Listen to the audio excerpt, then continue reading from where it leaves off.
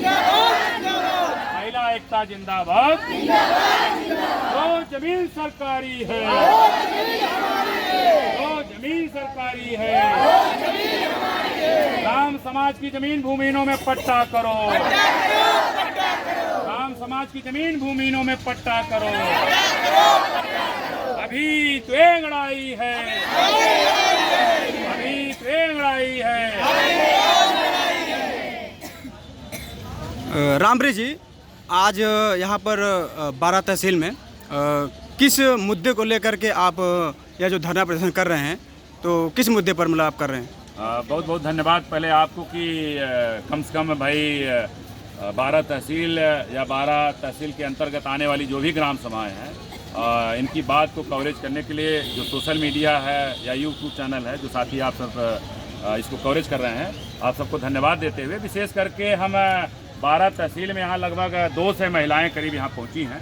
ये लगभग 18 गांव से महिलाएं आई हैं, क्योंकि इस समय गेहूं की कटाई चल रही है, तो महिलाएं ज़्यादा करके गेहूं कटाई करने चली। नहीं तो आज टारगेट था लगभग यहाँ 1500 महिलाएं, जो इनका मान सम्मान स्वाभिमान के साथ साथ देश की आज़ादी के 75 साल या देखा जाए सन 50 से लेकर 52 के बीच में जो चकबंदी हुई है, चकबंदी होने के बाद जो भी बंजर, परती, ऊसर या सीलिंग या अतिरिक्त ज़मीनें निकल के आई हैं, तो अभी तक हमने एक अधिवक्ता पेशे के नाते हमने जो सीखा, हमने जो जाना, तो उसमें ये देखने को मिला कि चकबंदी के बाद जो भी अतिरिक्त ज़मीनें निकल के आई, चाहे वो बंजर हो, चाहे परती हो, चाहे ऊसर है, जिनके खेतों से या जिनकी भूमधरी से निकल के आई, आज की डेट में वही लोग उस भूमधरी में अपने ग्राम समाज ज़मीनें मिला करके जोत बो रहे हैं। हम सरकार से मांग करते हैं कि ऐसे बड़े बड़े जो भूमाफिया हैं, बड़े बड़े जो भूपति हैं, जो ग्राम समाज की ज़मीन अपनी भूमधरी में मिला के जोत बो रहे हैं, उन ज़मीनों को तत्काल नाप जोख करके बाहर निकाला जाए। बाहर निकालने के बाद इतना यहाँ जो महिलाएं दिख रही हैं, यहाँ कुछ आदमी भी हैं यहाँ जो आए हुए हैं, ये सभी लोग भूमिहीन हैं, मजदूर किसान हैं। दूसरे के यहाँ जो है कि कोई बटाई पे, कोई हरवाई है, कोई चरवाई, तरह से अपना जीवन यापन करते हैं। ऐसी ज़मीनें जो निकल के आती हैं, इन भूमिहीनों में चाहे 10-10 बिस्सा है, चाहे 1-1 बीघा है, या 1-1 कुला है, या 1-1 बिस्सा है, हम चाहते हैं खेती बाड़ी लायक ज़मीनें हैं, खेती बाड़ी का पट्टा किया जाए। और आबादी के लिए ज़मीन है इनको, क्योंकि वर्तमान में माननीय प्रधानमंत्री जी कुछ आवास योजना में 1,20,000 या 80,000 दे रहे हैं पैसे के लिए, तो भाई आवाज तो इनको पैसा हो जा रहा है, लेकिन घर कहाँ बनाए? इनके पास कहीं ज़मीन है। तो हम चाहते हैं कम से कम इनको कृषि कार्य है, तो अगर कृषि कार्य है तो नहीं है, तो कम से कम आवासीय पट्टा दिया जाए, जिससे अपना घर बना सके, अपनी कॉलोनी बना सकें। और आपका इस तहसील में जो आप धरना प्रदर्शन कर रहे हैं, इसका मेन मुद्दा क्या है सर? मेन मुद्दा विशेष करके हम माननीय जो है कि तहसील 12 के जो एसडीएम साहब हैं, उनको हम 12 सूत्री जो है ज्ञापन सौंपेंगे। उन 12 सूत्री ज्ञापन में है कि सबसे पहले तो है कि देश की आज़ादी है, कोई हम अपनी बात नहीं करें, बाबा साहब ने संविधान में अपनी बात को रखा है कि ज़मीनों का राष्ट्रीयकरण किया जाए। अगर ज़मीनों का राष्ट्रीयकरण हो जाता है तो ये ज़मीन क्या हो जाएगी? सरकार की हो जाएगी। जो लोग खेती बाड़ी करना चाहें, सरकार के पास आवेदन करें, सरकार उनको ज़मीन देगी।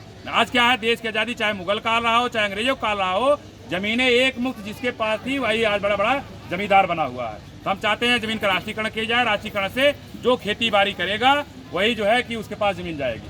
और दूसरा हमारा ये है कि ग्राम समाज की जो ज़मीन है, ये बड़े बड़े भूमाफिया जो चकबंदी के बाद कब्जा कर रखे हैं, हम सरकार से मांग करते हैं ऐसी ज़मीनों को तत्काल नाप जोख करा करके उनको निकाला जाए और भूमिहीनों में पट्टा किया जाए।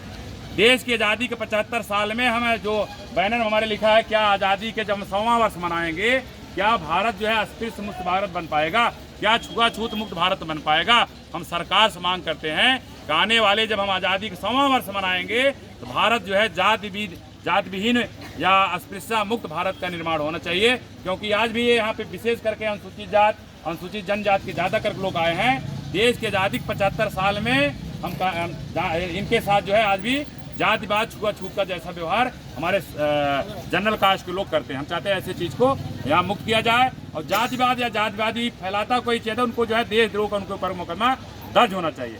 जातिवाद ये आतंकवाद है, इसको तत्काल खत्म करना चाहिए। इसके साथ ही साथ जो है जो SC ST अनुसूचित जात, अनुसूचित जनजात के लिए जो कानून बना हुआ है, उसको जो है कि बेसिक शिक्षा का स्ट्रक्चर बनाया जाए, जिसको आम आदमी जाने। जैसे जब आम आदमी जान जाएगा तो अपने हक अधिकार की लड़ाई लड़ने के लिए वो तत्पर रहेगा, एक्टिव रहेगा। इतनी यहाँ लगभग 1.5 से लेकर 200 महिलाएं यहाँ हैं, लेकिन कहा जाए भाई आपके लिए कानून बना है कि आपके साथ कोई दुर्व्यवहार करता है, छुआछूत करता है, अस्पृश्यता के शिकार आप हैं, तो आप अपनी लड़ाई कैसे लड़ सकती है? इन महिलाओं को खुद नहीं मालूम है एट्रासिटी एक्ट का आखिर है क्या। इसी तरह से जाति सूचक शब्दों का अगर कोई इस्तेमाल करता है तो पता लग भाई एक जाति एक ऐसा है कि अनुसूचित जाति में कुछ जातियां उपजातियां ऐसा उसका नाम अगर ले लिया जाए तो उसके खिलाफ भी जो है एट्रासिटी का मुकदमा दर्ज हो जाता है। हम चाहते हैं कि जब जात रहेगी नहीं कोई उस जात का नाम लेगा नहीं। भाई हम प्रकृति में इस धरती पर एक इंसान बन पैदा हुए तो चमार पासी धोबी झरकार ब्राह्मण क्षत्रिय वैश्य कौन बना दिया?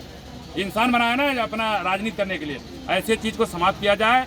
हम चाहते हैं कि विज्ञान में पूरे धरती पर जितने इंसान हैं उनका केवल एक नाम है होमो सेपियंस। सबको एक जात समझा जाए। धरती पर जितने भी इंसान हैं एक जात है जो इंसान है। यहाँ पे इंसानियत को देखा जाए कि हमारे शूद्रों अतिशूद्रों को 6,743 जातियों में बांट दिया गया। कौन छोटा है कौन बड़ा है, कौन किसके यहाँ शादी करेगा कौन किसके यहाँ शादी नहीं करेगा, किनके तेरही बरही में कौन खाएगा कौन नहीं खाएगा, किसकी पाती मतलब अगर तेरही में बैठा है तो किसकी पत्तल कौन उठाएगा, कौन अपना पत्तल उठा के स्वयं रखेगा। इस तरह के यहाँ पे क्या है कि अमानवता मतलब के जो मानव का एक व्यवहार होना चाहिए, जो स्वभाव होना चाहिए, जो उसका काम होना चाहिए वो ना होकर के हम कहीं अमानवीय व्यवहार कर रहे हैं। इसी के साथ साथ हमारा देश भारतीय संविधान से चलता है, लेकिन देखा जाए अभी पिछला अगस्त को जो महीना है भारतीय संविधान के लागू होने के बाद जिसे भारत के सभी लोग नागरिक हैं, सबको एक नागरिकता प्राप्त है कि भारत के सभी लोग बराबर हैं। इसके बावजूद भारतीय संविधान के रहते भारत में एक हिंदू राष्ट्र का संविधान बनकर तैयार है। मतलब संविधान एक बना हुआ जिस पे देश चल रहा है, लेकिन यहाँ पे कुछ ऐसे ताकतें हैं उसके पैरेलल एक संविधान बना चुकी हैं। हम सरकार से मांग करते हैं ऐसे लोग जो एक संविधान के पैरेलल दूसरे लोग संविधान बना रहे हैं, लेकिन सरकार जो है कुछ नहीं कर रही है। सरकार से मांग करते हैं ऐसे लोगों के खिलाफ सख्त कार्रवाई होनी चाहिए। इनका जो है कि धरती पर नहीं, इनका जो है कि बड़े बड़े जेलों में स्थान है, उनको तत्काल उनके खिलाफ कार्रवाई करके ऐसे लोगों को जो है जेल में बंद करना चाहिए। दूसरा हम सरकार से मांग करना चाहेंगे, जो हमारा 12वीं सूत्री है कि देश में बहुत सारी संस्थाएं ऐसे हैं जो लगातार अंधविश्वास पाखंड कुरीतियां पाखंड जो है फैला रहे हैं।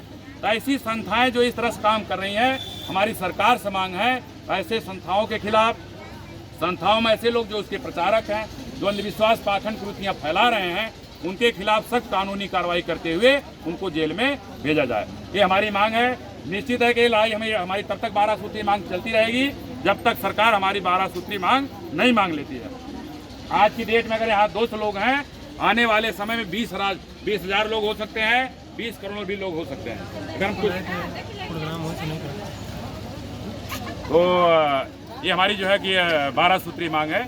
और हम अभी वर्तमान में SDM 12 को जो है 12 सूत्री मांग जो है विशेष करके प्रधानमंत्री जी को, राष्ट्रपति जी को, उत्तर प्रदेश के राज्यपाल जी को और मुख्यमंत्री की जो है 12 सूत्री जो मांग हमारा है उनको हम सौंपेंगे।